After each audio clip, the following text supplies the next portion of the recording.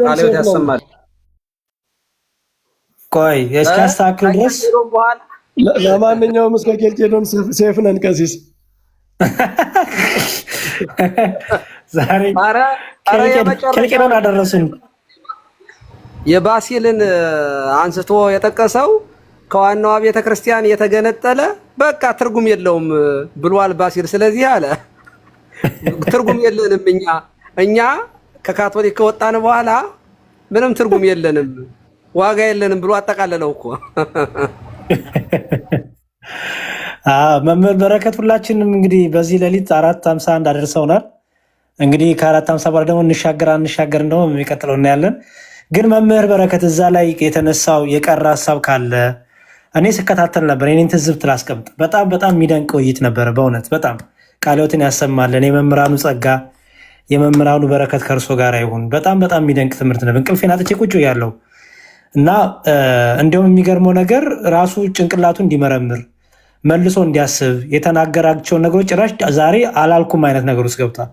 እኔ መቼ ተቋረጠ አልኩኝ፣ መቼ ይቋረጣል አልኩኝ ይልና ደግሞ መልሶ ደግሞ ተቋረጠ ደግሞ ይላል። መልሶ ደግሞ እንዲህ ይላል እና በተለይ የቄርሎስና አትናቴዎስ አሁን ከብዙ ሰዎች ጋር ይጋጫል። ምክንያቱም የአትናቴዎስን ስልጣን የተቃወሙ ሰዎች አሉ እዚህ ቲክታክ ላይ ከዳዊት ንግግር በኋላ ቴሲስ በኋላ ፕሬዘንቴሽን በኋላ አይ የአትናቴዎስም ሆነ የቄርሎስ በተለይ አትናቴዎስን አናውቀውም፣ አትናቴዎስ ትክክል አይደለም ያለም ሰው አለ እና የዳዊትን ነገር ሰምቶ ዛሬ ግን ዳዊት ደግሞ ከዛም የደረሱ ሰዎች ነበሩ።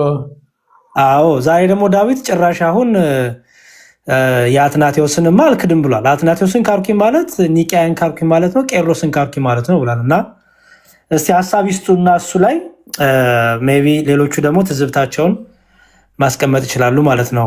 ይቀጥሉ መምህር በረከት። በተለይ እንዲያነሱ ፈልገው ይሄ ማቴሪያል ሰክሴሽን እና ፍሮማ ሰክሴሽን ማለት ምን ማለት ነው?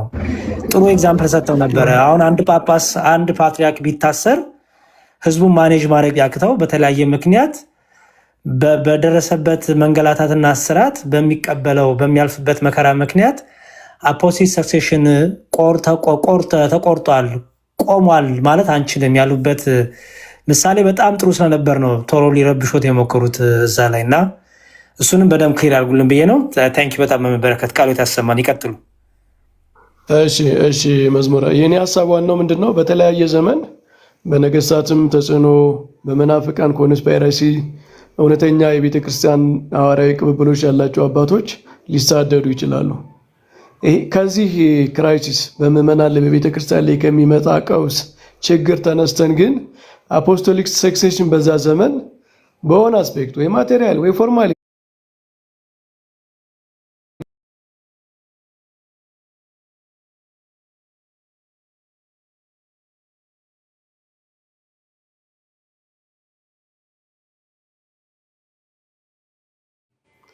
ማለት ጳጳሱ አንድ ጳጳስ ዲያቆን ካልሾመ የጵጵስና ሹመት የለውም አይባልም። የማይሾምበት ሁኔታ ተፈጥሮ ታስሮ ወይ ምናምን በተለያየ ምክንያት ያንን ስልጣኑን ኤክሰርሳይዝ ማድረግ ተገደበበት ማለት የለውም ወደሚል ተቋርጧል ወደሚል አያስኬድም። እና ዴቭ ሁለቱን ኮንፊውዝ አድርጓል ነው የኔ አርጊውመንት። በአገልግሎት ምክንያት በመሳደድ ምክንያት የሚመጣ ክራይሲስን አፖስቶሊክ ሰክሴሽን ከመቋረጥ ጋር አገናኝቶ መተርጎም ትክክል አይደለም። የእስክንድርያ ምዕመናን የተቋረጠባቸው ብዙ አገልግሎት ነበረ እኮ አይደል?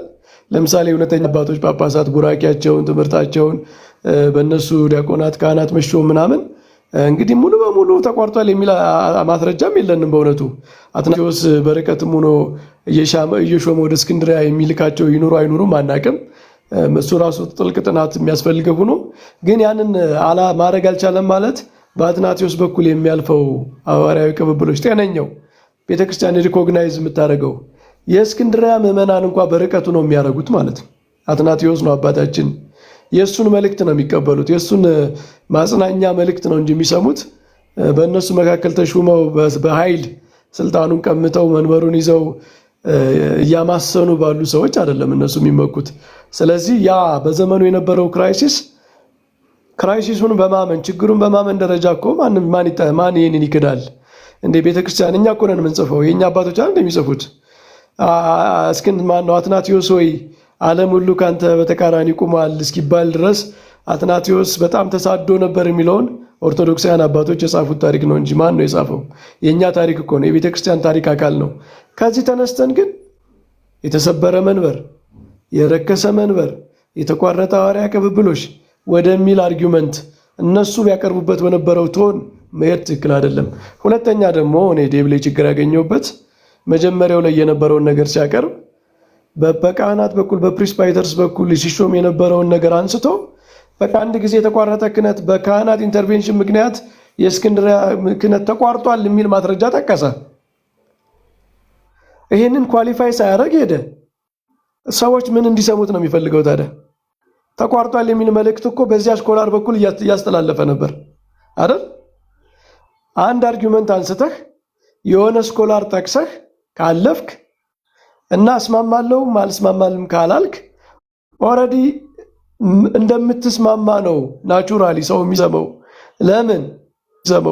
ለምን የጠቀስከው የሆነ መልእክት እንዲያስተላልፍ ነው። በቤተ ክርስቲያን አውደ ምሕረት ላይ ቀሲስ አንድ ሰው እንዲናገር ፈቅደው በመልእክቱ አልስማማም ካሉ ምዕመናን ምኑን ነው መልእክቱን ይዘው የሚሄዱት? የሰውየውን መልእክት ይዘው ነው አይደል የሚሄዱት? ከዛ በኋላ ያለው እንግዲህ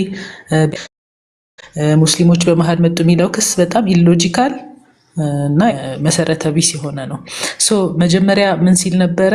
የከሸፈው መንበር ብሎ ነበር የመጣው። ኦኬ የከሸፈ መንበር ማለት አቋም ይዞ መንበሩ አፖስቶሊክ ሴክሴሽኑ ተቋርጧል ማለት ነው።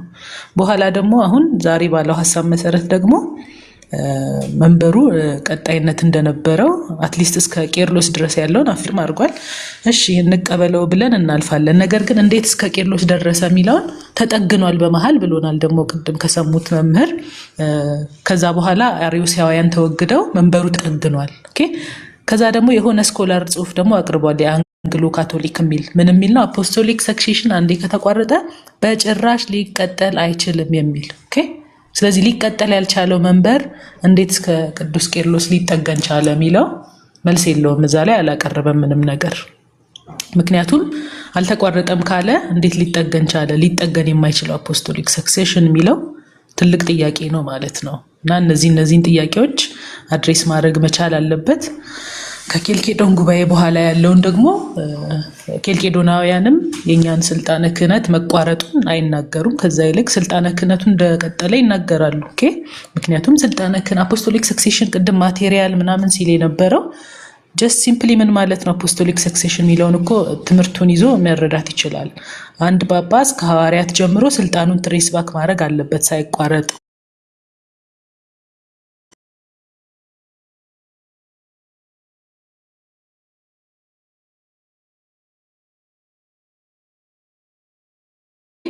አገልግሎት ወይም ሚስጥራትን ለተወሰነ ወራት ወይም ለአንድ ዓመት ለሆነ ዓመት ካልፈጸመ ስልጣነ ክህነቱ የተሻረ ነው የተቋረጠ ነው የሚያስብለው ክራይቴሪያ ከየትኛው አባት ወይም ስኮላር መስፈርት አግኝቶ ነው የሚለው ትልቅ ጥያቄ ነበር። ምክንያቱም የራሱ መስፈርት ነው። በራሱ መስፈርት አምጥቶ እየመዘነ ነው እየሞገተ ያለው። ይሄን መስፈርት ማን አመጣው? ኦኬ በዛ በተሾመበት ዘመን ካህናት ለምሳሌ በየወሩ ላይ አይሾሙም እኮ አይደል? በየወሩ በየዓመቱ ግዴታ ሹሙ የሚል ነገር አለ እንዴ? የለም እንደዛ።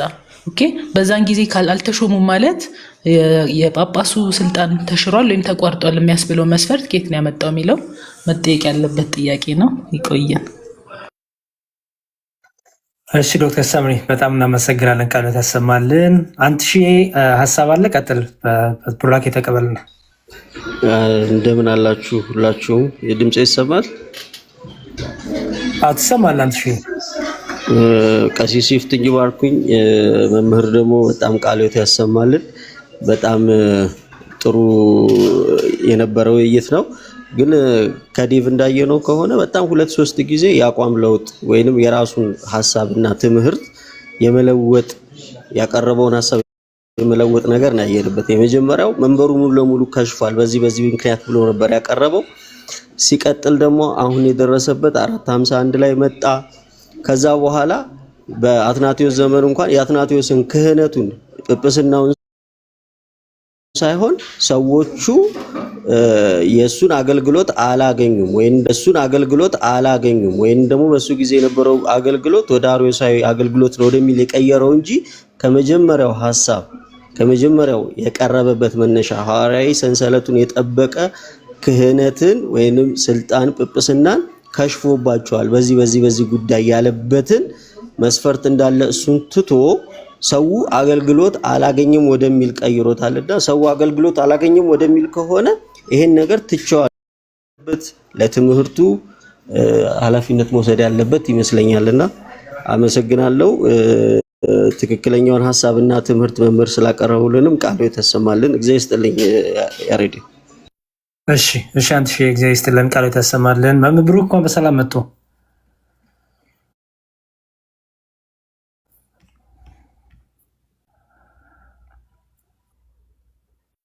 ምንድነው የሚለው ርዕሱ?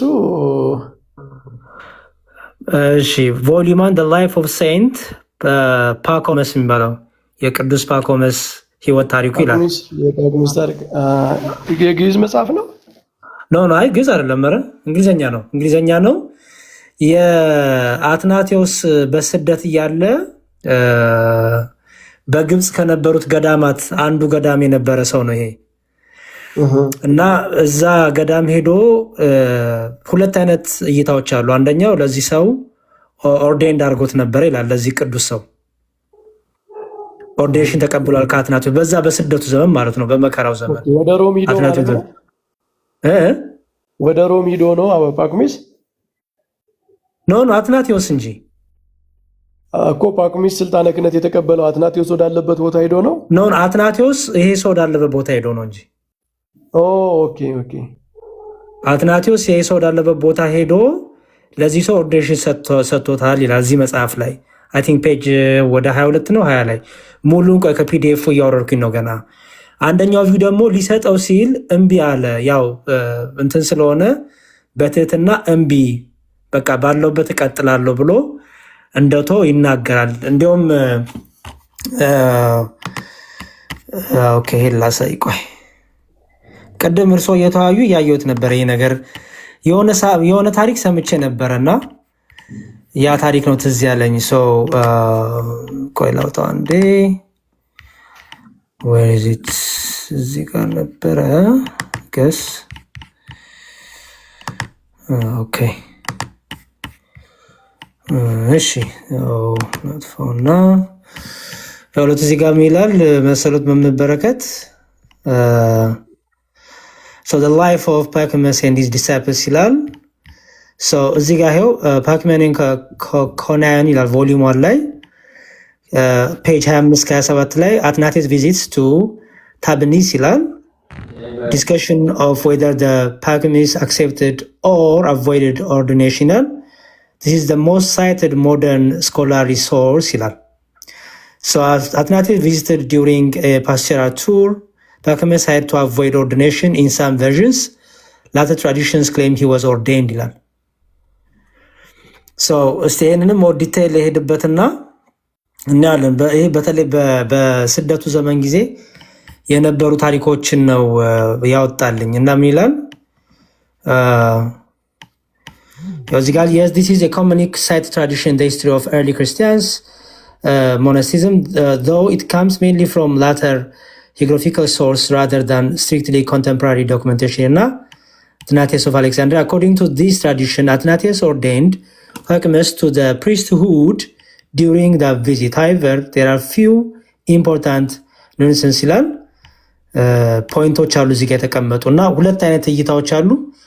እሱን በደንብ ወደ አቢሲኒያም የሚል አለ እይታም አለ ይላል። ወደ አቢሲኒያ መጥቶ ነበር የሚል አለ እና እዛ ላይም ከኦርዲኔሽን ጋር የተያዙ ነገሮች አሉ እና እሱን በደንብ ሪሰርች አድርጌ ወይ በውሻ ያደረጉታለሁ። ሜቢ አይዲያው ልስጦት ብዬ ነው። በጣም መዝሙር እንደውም እንትን ስራበት አትናቴዎስ በስደት በነበረ ሰዓት የግብፅ ቤተክርስቲያን እንደዚህ አይነት አገልግሎትም ይሾምም ከነበረ እሱ አንድ ትልቅ ማስረጃ ነው። ግን ባያረግም ነው የኔ አርጊውመንት፣ ምንም ማድረግ አይጠበቅበትም። ይህንን የማድረግ እድል በስደት ምክንያት ቢነፈገውም ስቲል አፖስቶሊክ ሰክሴሽኑ ግን አይነካም ነው። ምክንያቱም መታሰርም አለ። አሁን ቅድም እንዳልነው መታሰርም እኮ አለ። ለአመት ለሁለት ዓመት ጳጳሳት ሊታሰሩ ይችላሉ። ጳጳስ ሲታሰር ደግሞ መንበሩ ላይ ሌላ ጳጳስ አይሾምም። እንዲህ አይነት ነገሮች ቢኖሩ ለምሳሌ አፖስቶሊክ ሰክሴሽኑ ለ2 ዓመት ተቋርጦ ነበር እንደማንለው ሁሉ ማለት ነው። መጽሐፉን ወይ ገዛዋለሁ እስቲ ብያለሁ። ይኸው መጽሐፉ የሆና ፉል መጽሐፉ እስከ 3 ቮሊዩም አለው እና ምንድነው መጽሐፉ የሚያወራው ዲስክሪፕሽን ኦፍ ፓክሜኒን ሞናስቲክ ኮሚኒቲስ ፍሮም ቫራይቲ ኦፍ አንሸንት ሶርስስ ኢንክሉዲንግ ሎጂስቲክ ሂስትሪ ኤንድ ሂስትሪ ኦፍ ዘ ሞንክስ ኢን ኢጅፕት ኤንድ ፉል ትራንስሌሽን ኦፍ ዘ ሩል ኦፍ ሴንትስ ፓክመስ ኤንድ ዘ ሬጉሌሽን ኦን ሂዝ ሰክሰሰር ይላል። The Life of Saint Pachomius is volume in 3 volumes, 3 volume አለ ይላልና